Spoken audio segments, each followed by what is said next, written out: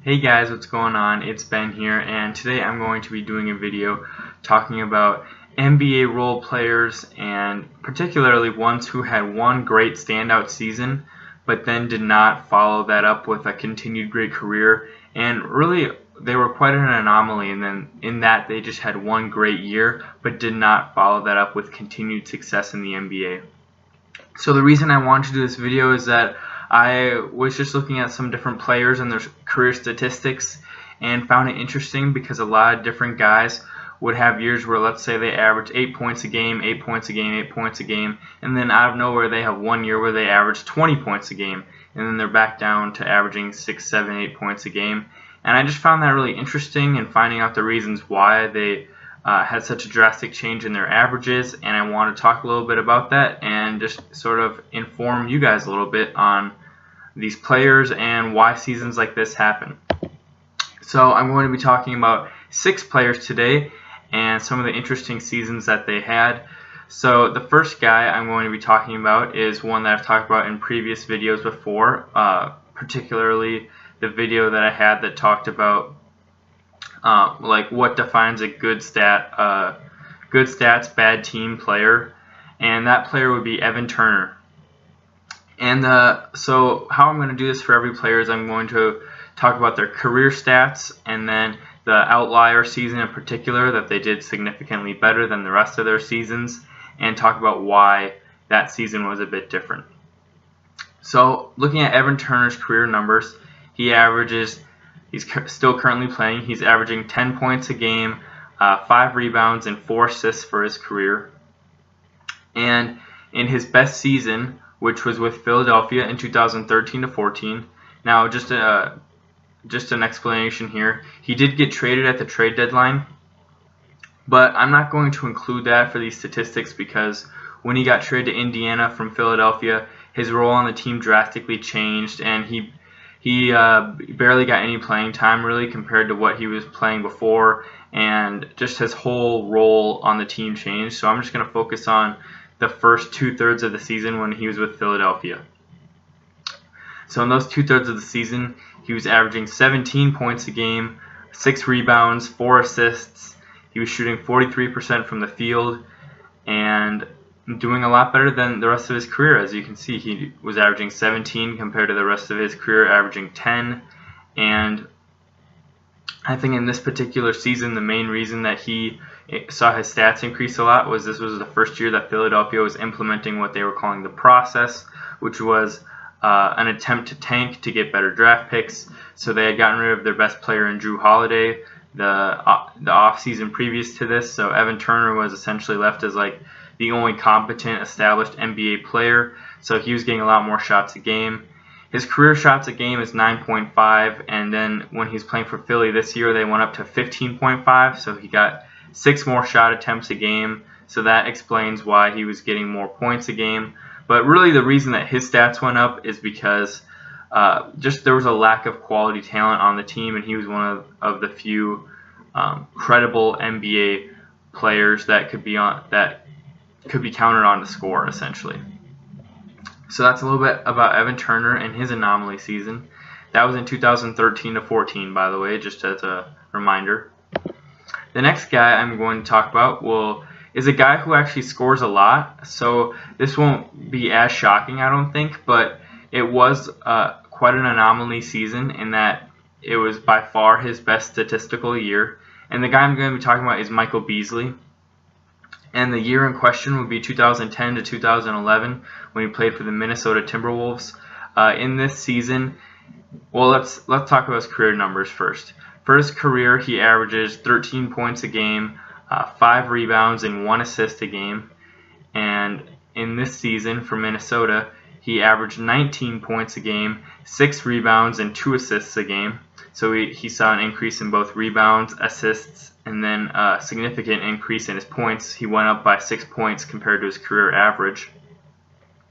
And I think, let's see here, for as far as shots a game, his career average is 11 and he went up to 17 a game. And the main reason that he found a lot more statistical success on this Timberwolves team is because honestly they just had a lack of quality NBA players, and really it was Kevin Love and nobody else that was very competent as an NBA player.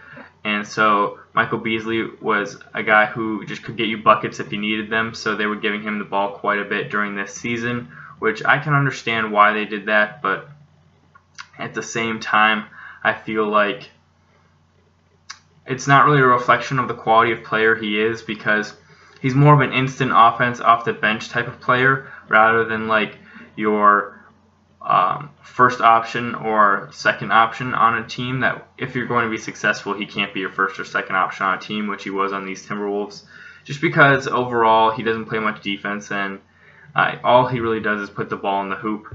And he's 6'10", and he only gets for his career 5 rebounds a game, which is unimpressive, 1 assist a game. So really, I just feel like he only got these numbers because the Timberwolves, they weren't necessarily tanking, they just were not good at this time and weren't really, they were kind of counting on a bad season, so they just figured they'd give him the ball a ton, I guess. But I'd say that's the main reason, just a lack of guys who were really good at scoring. So Beasley ended up taking a lot more shots, 17 compared to his career average of 11. Alright, moving on after this, the next player I have is Darrell Wright, who is a guy who's played for a lot of teams in the NBA. Majority of his career he spent with the Miami Heat, but he was one of the many guys that was cleared out when the Heat wanted to bring in LeBron James. So let's go through his career stats a little bit. For his career, he averaged 8 points a game, 4 rebounds a game, and 1.5 assists a game, 22 minutes per game. And let's see here. In his best season, which was when he left Miami and went to Golden State in 2010 to 2011, they had, just a little bit of a background, they had a core of a young Steph Curry, Monte Ellis, David West, and Darrell Wright were their 4 main guys. And in this season, Darrell Wright went from his career average of 8 points a game up to 16 points a game. He has a career average of 7 shots a game, which bumped up to 14 shots a game in this season. He shot 42% from the field and 38% from 3, which are decent shooting splits. The main reason that he averaged so many points a game is that, again, it's an example of a team that just really was devoid of talent. And besides those other 3 guys in Steph Curry, Monte Ellis, and David West, this team really had nothing, and they just needed a good, solid wing. And they actually played Darrell Wright 38 minutes a game, which is much more than his career average of 22 minutes a game. So that's really the main reason. They just had no depth, and they played him a ton. And so naturally, when you're on the court more, you're going to be shooting more. But it's not like he had some season where he shot way better than usual, because for his career he shot 42%, and he shot 42% in this season. So it's not like his play elevated whatsoever. He just was basically on the floor a lot more than he normally was on any other NBA team. But it is, again, interesting that he averaged so many points in this season, but then really can never repeat that. The following year in Golden State, he played around 30 minutes a game and averaged 10 points, but by that point they had Klay Thompson, so he really wasn't much of a focus on the team anymore. And then he basically died off pretty quick in the league and was out of the league by 2015. But I'd say this is probably the most random of any of the seasons, where the guy just averaged around 7-8 points a game, and then out of nowhere had a 16 point per game season. But I think that that's really cool that the NBA works in that way, where just any guy in any given year can have a great year. I think that's really cool. The 4th guy I have on this list is John Salmons, who the best year that he ever had was in 2008 to 2009, which he split time between Sacramento and Chicago. Let's see here. For his career, John Salmons averaged 9 points a game, 3 rebounds, and 2 assists. But in this best year that he had with Sacramento and Chicago, he averaged 18 points a game, so he doubled his career average. And he got 4 rebounds a game, which is 1 higher than his usual, or his career average, I should say. And he had 3 rebounds a game, which is better than his career average. For the season, he shot 47%, which is 4 points higher than his career average of 43%. He shot 42% from 3, which is better than his career average of 37% from 3. And honestly, the reason that he did really well in Sacramento, I think, is because they just honestly had no talent. This is before Tyreke Evans or DeMarcus Cousins, when they were just like the absolute worst team in the NBA. They did finish with the worst record in the league this season. He was the primary option, again, sort of like Evan Turner, just because they had a lack of quality NBA players. They just figured that he would be the go-to guy. It's really interesting. He never averaged more than 8 points a game for his first 5 seasons. Then he had this about a 3 or 4 year span where he averaged, let's see here, 13 points a game, then 18 in the year I'm talking about, then 15, then 14, then back down to around 7 and 8 points a game for the next 5 years. So it's really interesting in that he had this pretty long career, but just a short prime of about 3 to 4 years in the middle, and then the rest is pretty much mediocrity. But I think in Sacramento, the reason he succeeded was because he was like the primary option on the team because they were so devoid of talent. And then when he got to Chicago, I think he really succeeded because he had been shooting it so well from 3 in Sacramento that they had him as a starter and a primary option on Chicago, and he was playing a lot of minutes. And they really needed spacing with Derrick Rose not having much of an outside shot. So John Salmons really became a valuable piece to their team. He averaged a career high in minutes for the season at 38 per game. And he shot 14 shots per game, which is higher than his career average of 8. So again, sort of like Darrell Wright in another way, he just played a lot more, so naturally he scored a lot more. And he shot the best percentages of his career as far as shooting, so then that also explains why he did really well. A guy who was really good for a short period of time. And if you're familiar at all with the 2009 playoff series between the Bulls and the Celtics, you're very familiar with John Salmons. It's one of the best playoff series of all time. If you guys have never heard about it or watched any of the games, I strongly suggest you go and watch them because it's an amazing series, and John Salmons was a big part of it. Moving on to the 5th guy on this list is Marcus Smart. He's bounced around a lot in the NBA. He's now playing in China, but he's played for about 6 or 7 different teams, and his career averages are 12 points a game, 3 rebounds a game, and 1 assist a game. But his best season came in 2011-12 for Sacramento. He averaged 19 points a game, 4 rebounds a game, and 2 assists a game. He averaged 16 shots a game when his career average is 10. He shot 44% from the field when he normally shoots 42% from the field for the rest of his career. Again, I know this is a common theme here, but a big part of this was that there just were not many good scorers on Sacramento. Sacramento really seems to be the team that just has a lack of quality NBA players. But again, Marcus Smart was sort of in the vein of Michael Beasley, where I think he's best when he plays about 20 to 25 minutes a game and can give you 12 points. But this was a year when Sacramento just didn't have much going for them, and so they figured that they just throw him out for a lot of minutes. He started every game. He averaged 35 minutes compared to his career average of 23. And so naturally, when you play a lot more like that, you're going to take a lot more shots, especially when the best thing that you can do on the team is score. He's not much of a defender, not much of a distributor or anything. So when you're on the court a lot longer, naturally you're going to try and score more because that's what you do best. And so that's what Marcus Smart was trying to do while he was on the court. Or not Marcus Smart, Marcus Thornton, excuse me. So yeah, that's really the explanation for why he performed how he did. Basically, just like Sacramento didn't have many scorers, and so behind DeMarcus Cousins, Marcus Thornton sort of became the guy that season. Even though he himself isn't that great of a player all around, he can put the ball in the basket when you need it, and so that's what he did that season.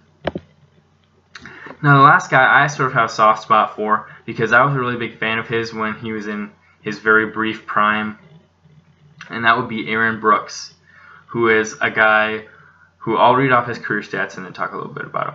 For his career, he's averaged 10 points a game, 2 rebounds a game, and 3 assists a game as a point guard. And the season in particular that I'm going to talk about is 2009 to 2010, when he won Most Improved Player of the Year. He averaged 20 points a game, so doubling his career average. He had 3 rebounds a game, 5 assists a game. For his career, he's played 21 minutes per game on average. In this season, he played 36 minutes per game. His career average is 8 shots a game, and he doubled that in getting 16 in this season.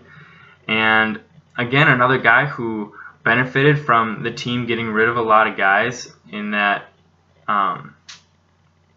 his team got rid of a lot of quality guys, and he was sort of just left afterwards.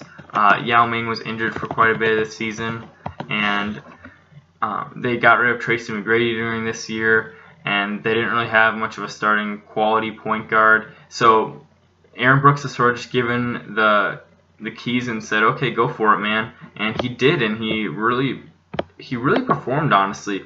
People don't talk about him. He's quite forgotten.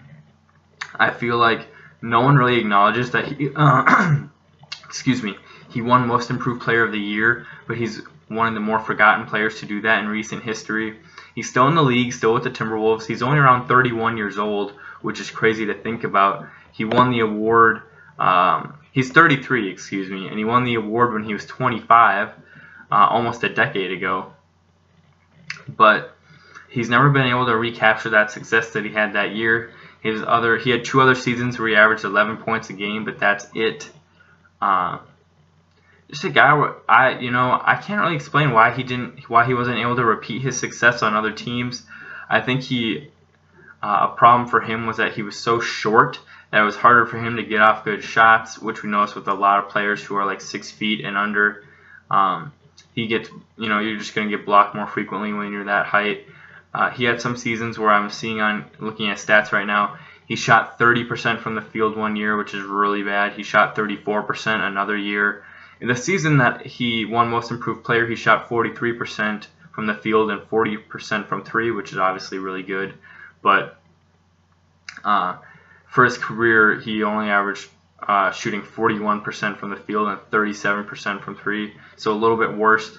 But a guy just who didn't have as much athleticism as a lot of other guys, and now at the point guard position, you need to be almost hyper athletic to play it, and pretty big. Like Russell Westbrook's around 6'4", 220, and like Aaron Brooks is more like 6 feet, 170. So it's just going to be harder for him to compete with guys like Russell Westbrook, Damian Lillard, who's like 6'3", Kyrie's like 6'1", 6'2", Steph is 6'3", Drew Holiday 6'4", John Wall 6'4", Jeff Teague 6'2". So like when you just look at that, like the average NBA point guard's about 6'3" and probably weighs about 210. And so when Aaron Brooks is only 6 feet and weighs 170, maybe 180, it's just gonna be harder for him to compete with those guys.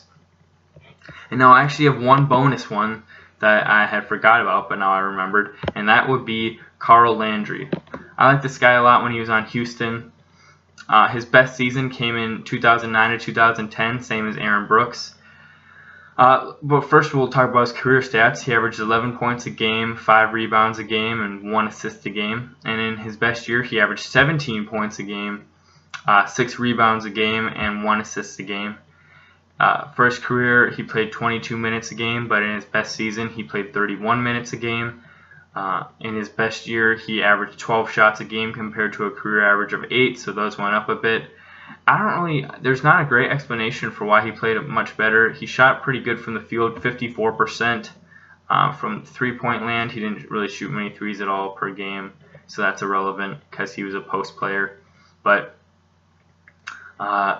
he's a guy where I don't know, there wasn't really a lack of talent on Houston. He's one of these guys that really makes me interested in this subject because his season of playing so well compared to any other year is really not very explainable because like he had about the same shooting percentage on every team, but I think the main reason would be like Houston didn't have a star player, and on the other teams he was on, there was like a definitive star. Like he was on New Orleans for a while with Chris Paul, so he averaged more like 12 points a game.